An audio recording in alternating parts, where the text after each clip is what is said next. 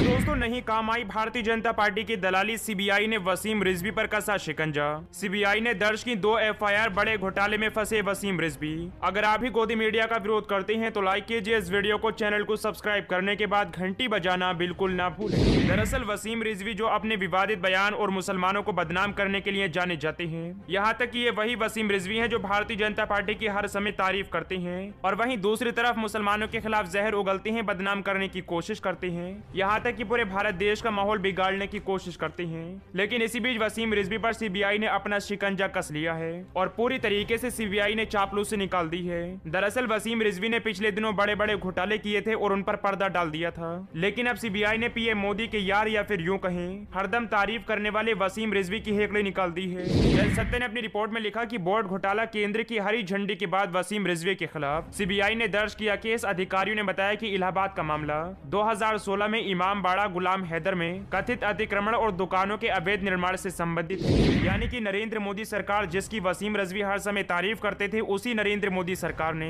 वसीम रिजवी को एक नजर नहीं देखा और सीबीआई को आदेश दे दिए हैं कि वसीम रिजवी के खिलाफ एफआईआर दर्ज की जाए और इनके ऊपर जांच की जाए। जनसत्य ने अपनी रिपोर्ट में आगे लिखा कि उत्तर प्रदेश के इलाहाबाद और कानपुर में वक्फ बोर्ड की संपत्ति की कथित अवैध बिक्री, खरीद और हस्तांतरण के मामले की जांच सीबीआई ने अपने हाथों में ले ली है। एजेंसी ने उत्तर प्रदेश या वक्फ बोर्ड के पूर्व अध्यक्ष वसीम रिजवी के खिलाफ इस सिलसिले में मामला भी दर्ज किया है। अधिकारियों ने ये जानकारी दी है कि राज्य सरकार ने पिछले साल 2 मामलों की जांच सीबीआई से करने की अपील की थी। इनमें से एक के संबंध में उत्तर प्रदेश पुलिस ने 2016 में और दूसरे मामले में 2017 में लखनऊ रिजवी और अन्य लोगों के खिलाफ प्राथमिकियां दर्ज की थी। केंद्र ने बुधवार को मामले की सीबीआई जांच की अनुमति दे दी। अधिकारियों ने बताया कि इलाहाबाद का मामला 2016 में इमाम बाड़ा गुलाम हैदर में कथित अतिक्रमण और दुकानों के अवैध निर्माण से संबंधित है। वहीं लखनऊ में दर्ज 2009 में कानपुर के स्वरूप नगर में कथित तौर पर जमीन हथियाने से जुड़ा है। यानी कि वसीम रिजवी ने गलत तरीके से संपत्ति को हड़पने की कोशिश की, यहाँ तक कि कई गैर कानूनी दुकानों को भी अपने कब्जे में कर लिया था और अब इसी वजह से वसीम रिजवी पर सीबीआई ने अपना शिकंजा कस लिया है। और ऐसे में देखा जाए तो वसीम रिजवी का जेल जाना लगभग तय हो चुका है।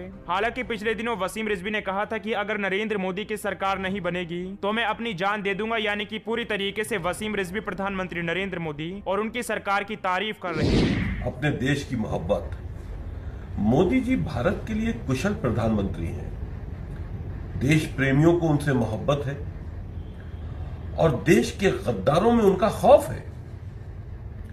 जब भी हम राष्ट्र हित में कोई बात करते हैं तो कुछ जालिम कट्टरपंथी मुसलमान हमको ये कहकर धमकाते हैं कि जाने दो मोदी को, फिर तुम्हारी बोटी बोटी काट देंगे। अगर 2019 में मोदी जी प्रधानमंत्री नहीं बनते और किसी दूसरी सियासी पार्टी का नेता देशद्रोहियों की मदद से प्रधानमंत्री बन जाता है तो हम राम मंदिर अयोध्या के गेट पर पहुंचकर सुसाइड कर लेंगे। इसके अलावा वसीम रिजवी मुसलमानों को बदनाम करने में कोई कसर नहीं छोड़ते। हर समय भारत में माहौल बिगाड़ने का काम करते हैं, जनता को उकसाने का काम करते हैं। कोरोना वायरस और लॉकडाउन के दिनों वसीम रिजवी ने भड़काऊ और विवादित बयान दिया था, जिसमें इन्होंने कहा था कि मुसलमानों को दफनाया ना जाए बल्कि इलेक्ट्रिसिटी यानी कि लाइट के करंट से उन्हें जला दिया जाए। आपसी भाईचारा कायम करके इस महामारी से निपटने की जरूरत है, रोकथाम की जरूरत है, एहतियात की जरूरत है। अगर खुदा न खास्ता किसी मुसलमान किया कोई कोरोना की जैसी महामारी से इंतकाल हो जाता है, डेथ हो जाती है, तो उसको चाहिए कि उस पेशेंट को दफनाए ना बल्कि इलेक्ट्रॉनिक मशीन से उसको जलवा दें, ताकि उसके जलने के साथ साथ में कोरोना के जो वायरस है वो भी पूरी तरह से जल जाए। ये एहतियात हमको बरतनी पड़ेगी। अगर खुदा न खास्ता ये महामारी ज्यादा फैलती है तो शिया वक्फ बोर्ड अपने कब्रिस्तानों में इस बात पर विचार करेगा कि इस महामारी से मरने वालों को वहां दफन कराया जाए या न कराया जाए। देखा जाए तो ये वही व्यक्ति है जो हर समय नफरती बातें करता है, देश को तोड़ने की बातें करता है, लेकिन अब सीबीआई ने अपना शिकंजा कस लिया है। यहाँ तक कि सीबीआई ने वसीम रिजवी पर 2 एफआईआर दर्ज की हैं और ऐसे में अब वसीम रिजवी का बचना नामुमकिन हो चुका है, क्योंकि नरेंद्र मोदी सरकार ने भी वसीम रिजवी का साथ छोड़ दिया है। हालांकि वसीम रिजवी लगातार प्रधानमंत्री नरेंद्र मोदी और उनकी सरकार की तारीफें करते थे, लेकिन अब उसी नरेंद्र मोदी सरकार के आदेश पर वसीम रिजवी पर सीबीआई ने अपना शिकंजा कस लिया।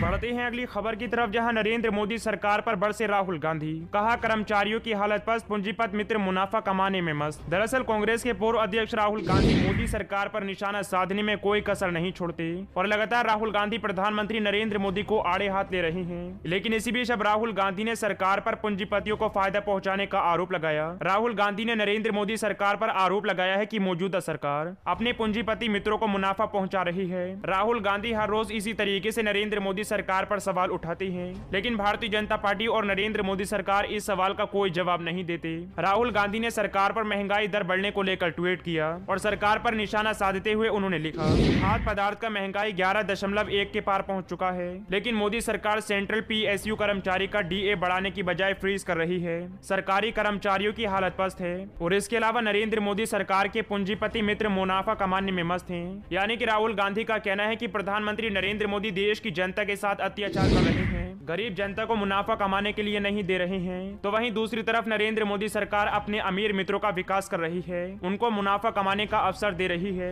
देखा जाए तो लगातार प्रधानमंत्री नरेंद्र मोदी इन्हीं सवालों की वजह से घिर जाते हैं और ऐसे में राहुल गांधी के इन्हीं सवालों का प्रधानमंत्री नरेंद्र मोदी के पास जवाब नहीं होता है। लगातार राहुल गांधी ऐसे ही सवाल प्रधानमंत्री नरेंद्र मोदी से पूछते हैं, लेकिन वे लगातार अपनी चुप्पी साध कर बैठ जाते हैं। बढ़ते हैं अगली खबर की तरफ, जहां कांग्रेस में छिड़ा गृह युद्ध। कपिल सिब्बल ने अपनी पार्टी यानी कि कांग्रेस पार्टी पर फिर से साधा निशाना। दरअसल बिहार के नतीजे आने के बाद कांग्रेस में अंतर्कलह काफी बढ़ गई है। वहीं कपिल सिब्बल ने कहा कि देश की सबसे पुरानी राजनीतिक पार्टी 1.5 साल से बिना अध्यक्ष के कैसे काम कर सकती है, कार्यकर्ता अपनी समस्या को लेकर कहां जाएं। कपिल सिब्बल ने एक इंटरव्यू के दौरान अपनी बातें रखी।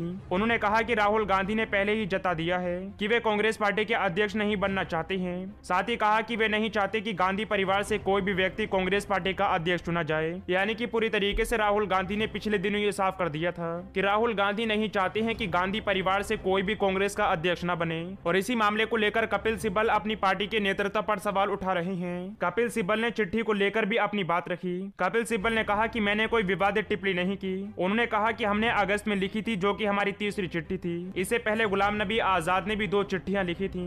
यानी कि पूरी तरीके से कपिल सिब्बल का मानना है कि कांग्रेस पार्टी को मजबूत करने के लिए कांग्रेस पार्टी को उचित कदम उठाने होंगे। यहाँ तक कि कांग्रेस पार्टी के कार्यकर्ताओं का कहना है कि राहुल गांधी को फिर से अध्यक्ष पद संभालना चाहिए और एक बार फिर से कांग्रेस को आगे बढ़ाना चाहिए। लेकिन राहुल गांधी ने पिछले दिनों ये जता दिया था कि वे कांग्रेस पार्टी के अध्यक्ष नहीं बनना चाहते हैं। यानी कि पूरे तरीके से अब देखा जाए तो बिहार विधानसभा चुनावों में करारी हार के बाद कांग्रेस पार्टी में लगातार बगावत होती हुई नजर आ रही है। एक तरफ जहां पी चिदम्बरम तो वहीं दूसरी तरफ कपिल सिब्बल अपनी पार्टी के नेतृत्व पर ही सवाल उठा रहे हैं।